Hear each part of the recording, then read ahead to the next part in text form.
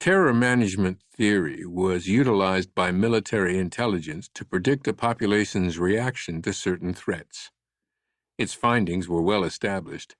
Human anxiety had countless sources: fear of nuclear war, terrorism, financial ruin, loneliness, and yet TMT had established that the predominant fear and strongest motivator behind human behavior was, undeniably, the fear of death. When a person was terrified that he or she might die, the brain employed extremely well-defined strategies to manage that terror.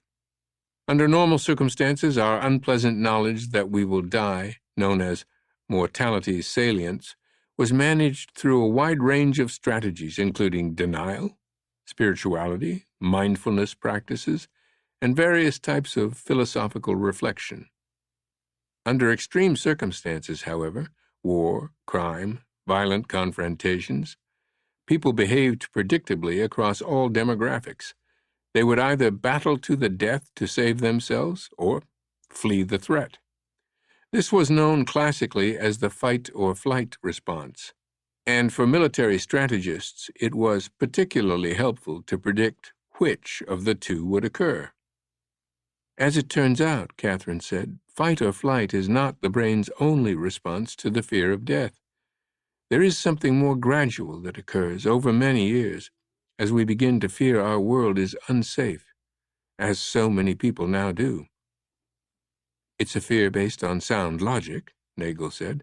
Every day we're exposed to graphic media coverage reminding us of our collapsing environment, increased threat of nuclear war, coming pandemics, genocide, the world's endless atrocities. All of this triggers the brain's terror management strategy to run in the background, at a low level, not yet in fight or flight mode, but anticipating the worst. In essence, the more terrifying our world becomes, the more time we spend preparing, subconsciously, for death. Nagel looked uncertain where all this was going. Prepare for death? How? I think the answer to that will surprise you, Catherine said. It certainly did me. While researching mortality salience and the brain, I found that an increased fear of death produced a consistent array of behavioral responses, all of them selfish. I'm sorry? Fear makes us selfish, Catherine said. The more we fear death, the more we cling to ourselves, our belongings, our safe spaces, to that which is familiar. We exhibit increased nationalism, racism, and religious intolerance. We flout authority, ignore social mores, steal from others to provide for ourselves, and become more materialistic. We even abandon our feelings of environmental responsibility because we sense the planet is a lost cause and we're all doomed anyway. That's alarming, Nagel said. Those are precisely the behaviors that fuel global unrest, terrorism, cultural division, and war. Yes, and that make the CIA's job so difficult. Unfortunately, it becomes a hall of mirrors.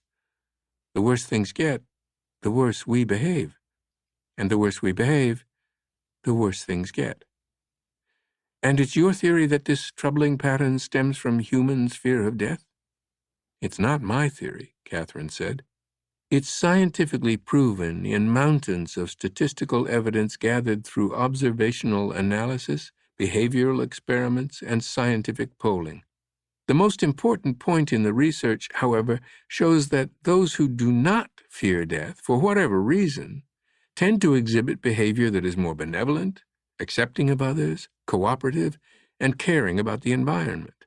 Essentially, this means that if we could all free our minds of the burden, of the terror we feel about death, then we would find ourselves in a dramatically improved world. Precisely, Catherine said. To quote the great Czech psychiatrist Stanislav Grof, the elimination of the fear of death transforms the individual's way of being in the world. Grof believes that a radical inner transformation of consciousness might be our only hope of surviving the global crisis brought on by the Western mechanistic paradigm. Well, if that's true, Nagel offered as she poured more coffee. Perhaps we should spike the world's water supply with anti-anxiety meds. Catherine chuckled. I'm not sure Xanax is the existential answer, but there is hope on the near horizon. Nagel paused mid-sip. Oh? As I wrote in my manuscript, I believe our views on death are about to change. Top scientists around the world are increasingly convinced that reality is not at all as we believe. This includes the provocative idea that death is, quite possibly, an illusion. That our consciousness survives physical death and lives on. If this is true, and if we can prove it, then within several generations the human mind will function under an entirely different premise. The belief that death is not so terrifying after all. Catherine's voice was brimming with passion. Just think about that. The one universal fear that drives so much of humankind's destructive behavior would evaporate. If we can hold on long enough to arrive at that paradigm shift without blowing ourselves up or destroying our planet, then our species may well turn a philosophical corner that ushers in an unimaginably peaceful future. The ambassador fell silent, and Catherine sensed in her eyes a deep desire to feel encouraged, despite all she had witnessed of the world. How I hope you are right, she whispered.